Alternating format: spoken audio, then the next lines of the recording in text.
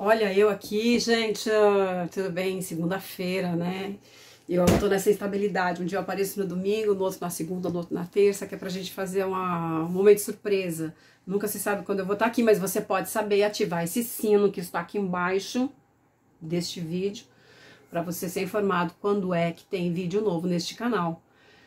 Mas tudo indica que a gente tem muito a conversar sempre e que pode ser mais frequente. Eu sempre falo isso. Eu sempre tô aqui com 10 textos para fazer, e vídeo e visitas em loco, como foi a que eu fiz semana passada. Eu fui no Tudum, na abertura do Tudum, que é um evento da Netflix com cenários de séries, de documentários, de filmes nacionais e internacionais para fãs. Como disse meu amigo Tony Góes na coluna dele no F5, foi a melhor síntese que eu vi desse evento.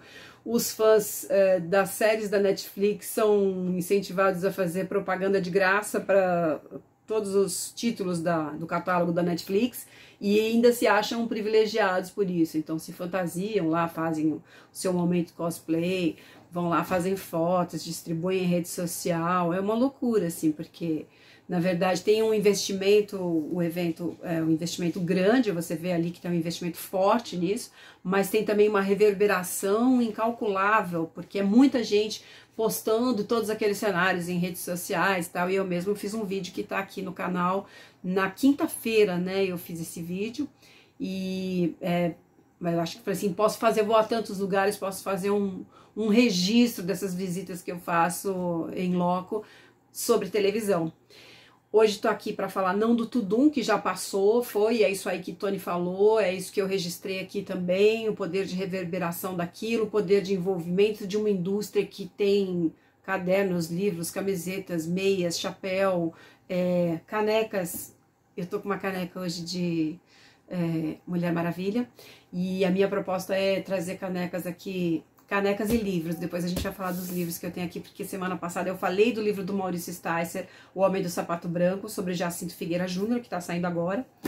E aí eu tenho um monte de livrinhos aqui de consulta atrás de mim, aqui no meu cafofo onde eu escrevo.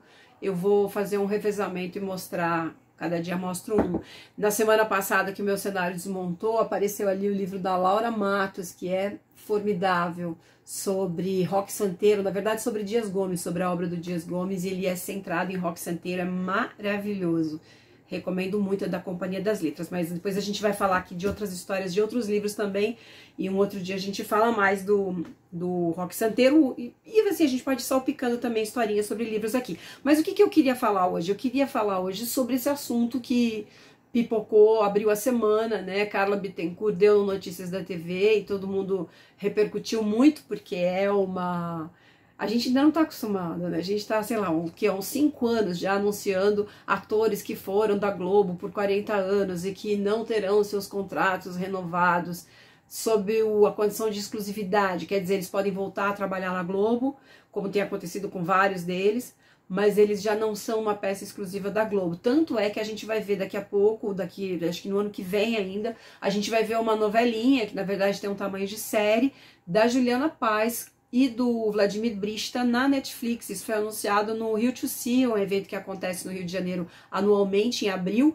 e eles anunciaram com a presença dos dois ali, o logo da Netflix atrás. Foi uma coisa bem estranha e muito saudável também, porque você tem aí um mercado mais disposto a absorver, mais em condição de absorver um número grande de atores.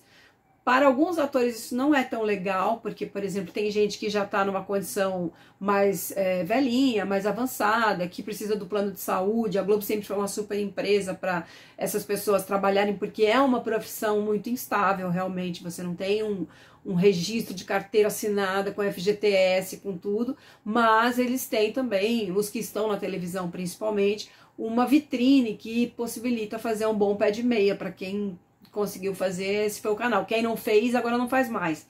porque não também que eles passem a ser mal pagos, né? Não é isso, eles podem fazer, evidentemente, mas houve ali um período, né? A gente está falando de um período aí de 50 anos, desde os anos 70, a Globo tem essa prática de ter um elenco fixo, um banco de atores ali à sua disposição para fazer as suas novelas, as suas minisséries, e ninguém mais podia chegar perto. Quando alguém fazia uma proposta para tirar alguém da Globo, era um acontecimento, como foi em Pantanal. A gente teve o Cláudio Marzo, que topou mudar de canal, foi para a Manchete fazer o Zé Leôncio, a Manchete ali também lançou muitos atores, isso era muito interessante, né? Os canais eram muito obrigados a lançar grifes novas, atores novatos, para fazer uma carreira de sucesso e tal. Muita gente nasceu desse contexto do mercado, a Globo segurando muita gente e os outros precisando também de atores e de autores, né, que era até uma coisa, um elemento mais raro, um profissional mais raro de se ter. A Globo tinha ali os medalhões todos sob contrato durante anos e anos, enfim.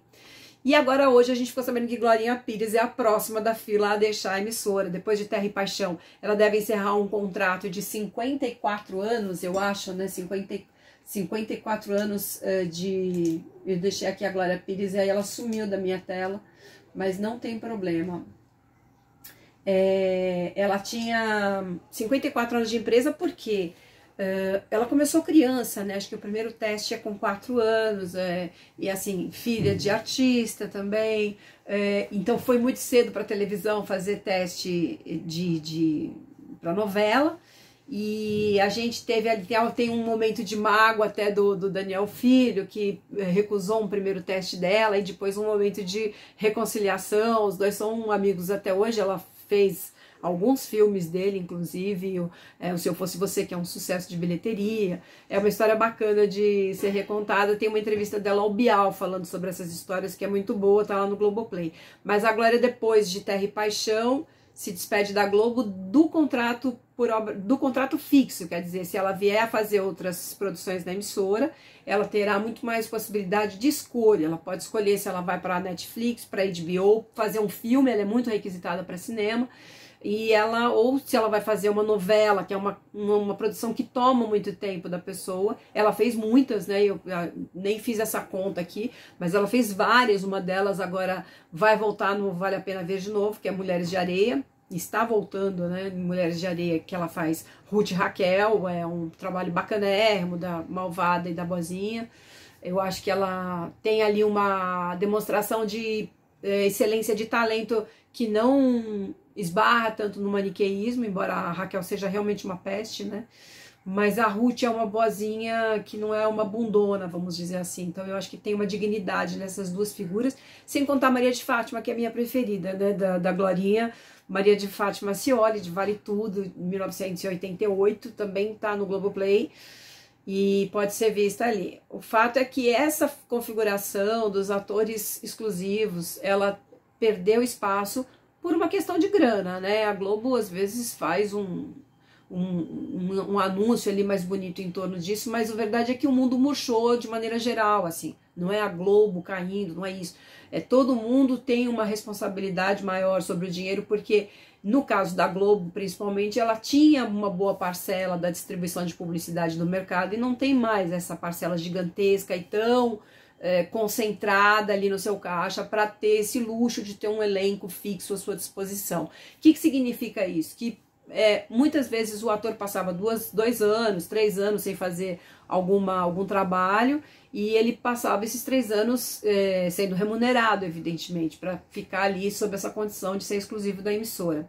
Enquanto ele está no ar, ele ganha um percentual a mais, acho que de 40%, ou pelo menos costumava ser isso, e ele ganha um salário fixo para ficar em casa. Ele tem, né, as férias do ator na Globo tinham 2, 3 anos, uma licença maternidade, olha que sonho, uma licença maternidade tinha 2 anos, a pessoa podia ficar em casa 2 anos até voltar a trabalhar. Então esse mundo, infelizmente, está em desconstrução e a Globo se adequa aí a um modelo de mercado que é contratação por obra certa. Isso significa o quê também? Que eles têm que ter um planejamento maior. Eu lembro que quando o Antônio Fagundes saiu dessa condição de contratado fixo e exclusivo da Globo, também depois de 40 anos, na Glória são mais de 50, porque começou cedo. Fagundes era 40 e pouquinho, 42, acho.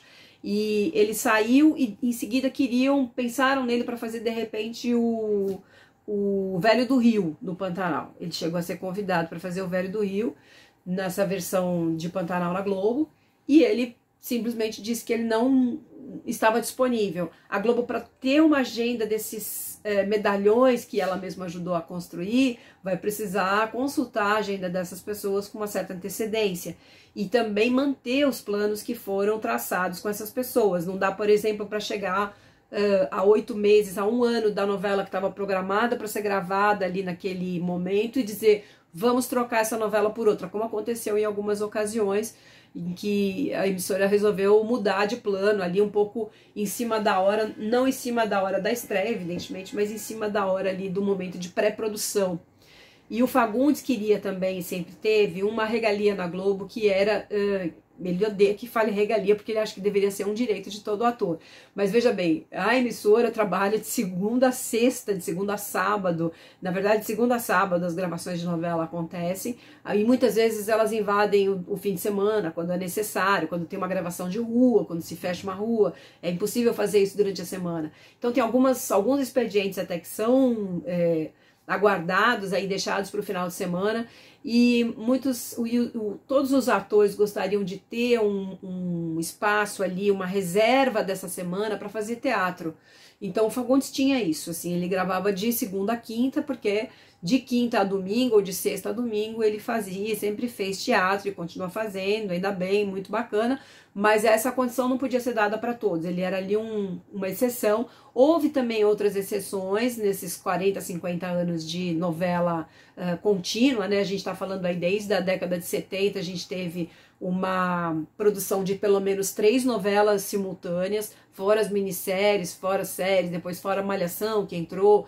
Então, esse volume gigantesco de produção demandava um número grande de atores que estavam ali à disposição da emissora. Eles continuam, na verdade, eu acho que eles têm feito até mais do que eles faziam antes, porque eles têm agora uma demanda para o Globoplay que é de muita coisa, né? Tem sempre toda semana tem uma estreia nova e tal, então tem um volume grande de produção no streaming. Essas séries depois são despejadas na TV aberta, a maioria delas é despejada na TV aberta, assim, raríssimas exceções, como Sessão de Terapia, por exemplo, não tem previsão de ir para a TV aberta, né? Mas foi pro canal GNT e no Globoplay, era uma divisão entre os dois, uma coprodução entre canal pago e plataforma de streaming. Mas assim, a maioria dessas produções que são feitas ali vão para a TV aberta em algum momento, depois de um ano normalmente, em que elas passam no streaming, vão para a TV aberta.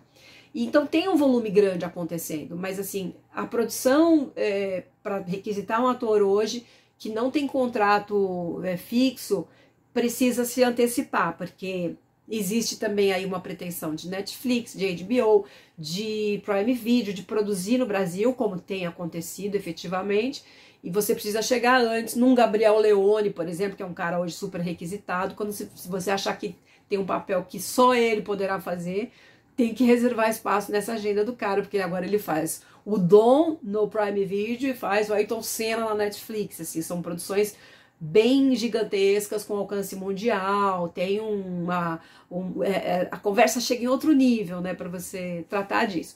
Em geral, quer dizer, no ano passado a Globo fez, o Ricardo Washington, ainda como diretor dos estúdios Globo, fez uma reunião com um elenco de atores fixos que a emissora ainda tinha e apresentou essa proposta. Na verdade não era uma proposta, era um quadro novo da empresa, que não teremos mais atores exclusivos da casa que não estejam trabalhando. Veja bem, você pode ter um contrato de 3 anos, tem alguns atores que fecharam contratos mais longos, porque tem uma fileira de projetos ali prevista para esse cara, para essa garota, para atriz, ator, enfim.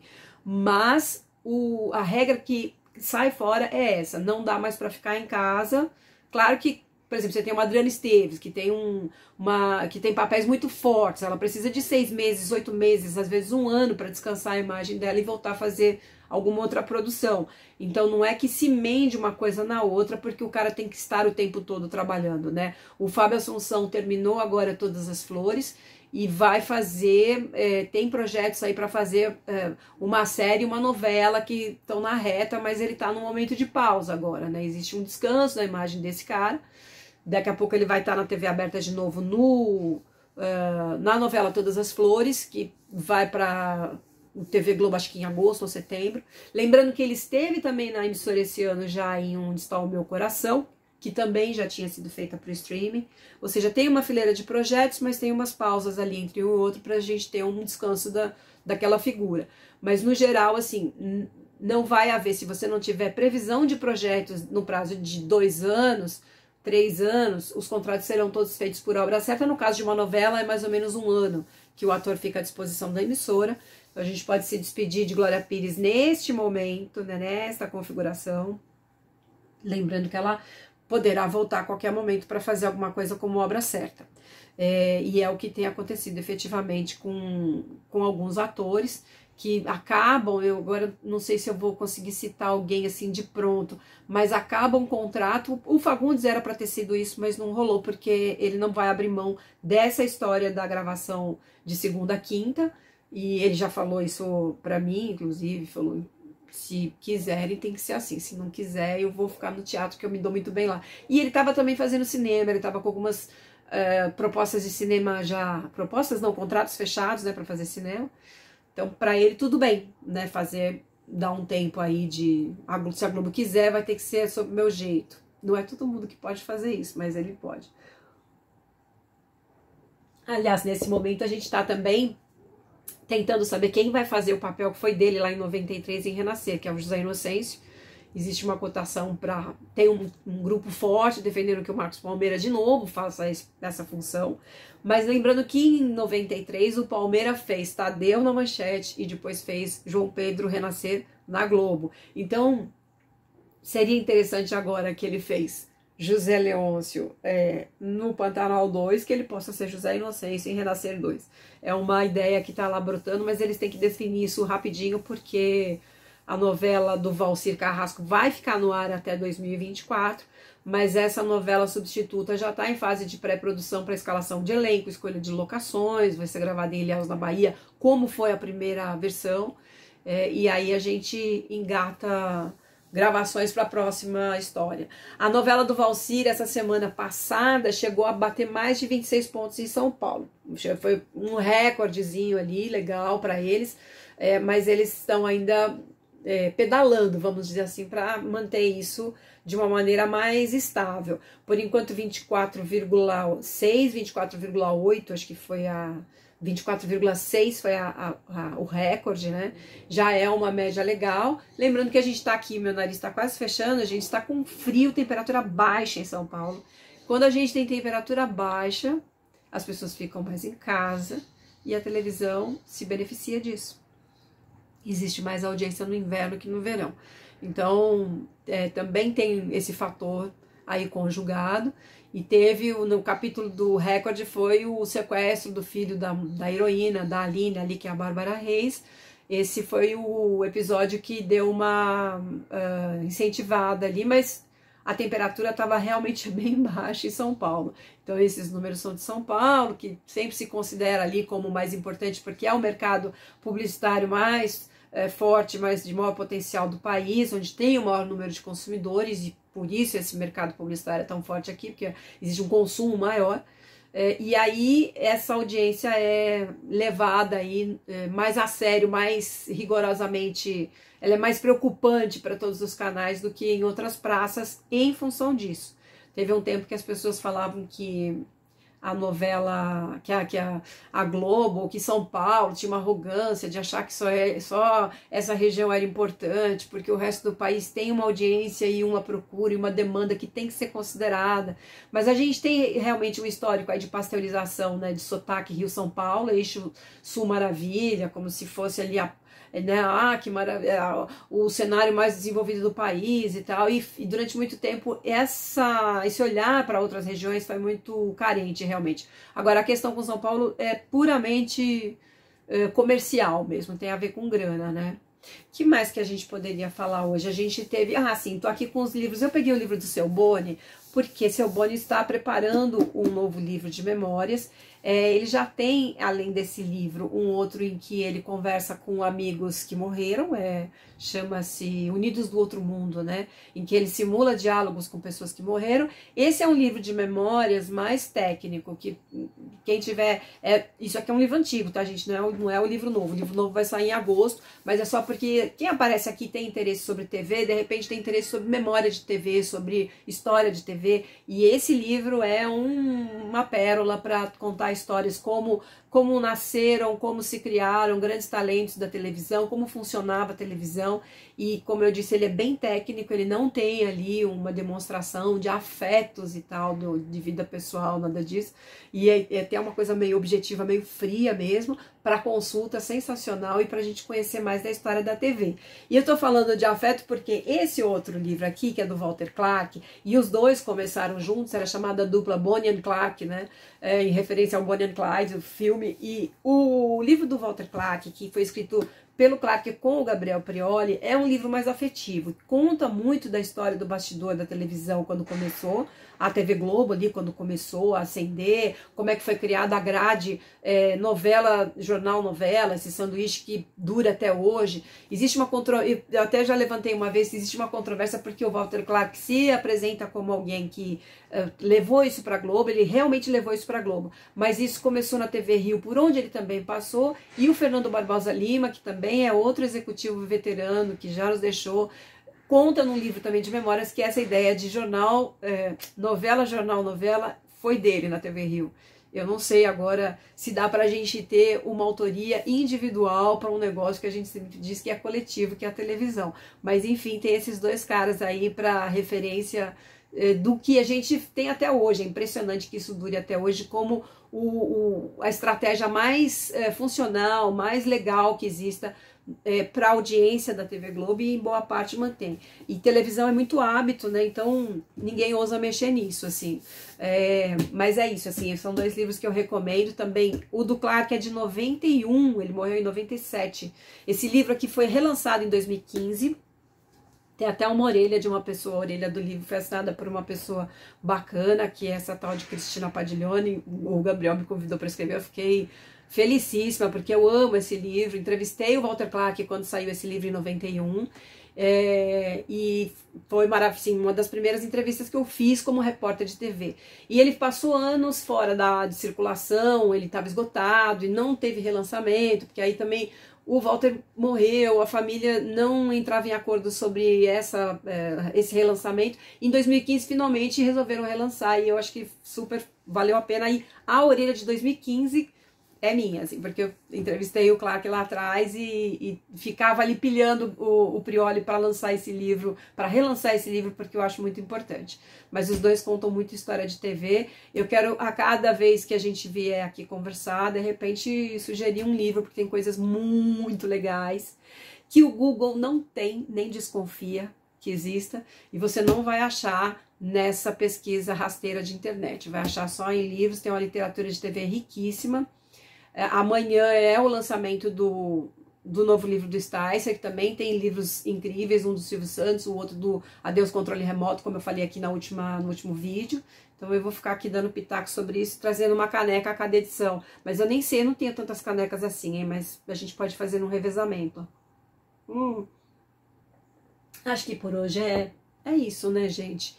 A gente falou, esse livro novo do Boni deve sair em agosto ou setembro. É outras histórias dele de TV com Faustão, Xuxa, com o próprio Walter Clark, com o Tom Jobim, que fazia música sob encomenda para TV. Olha que luxo isso, né?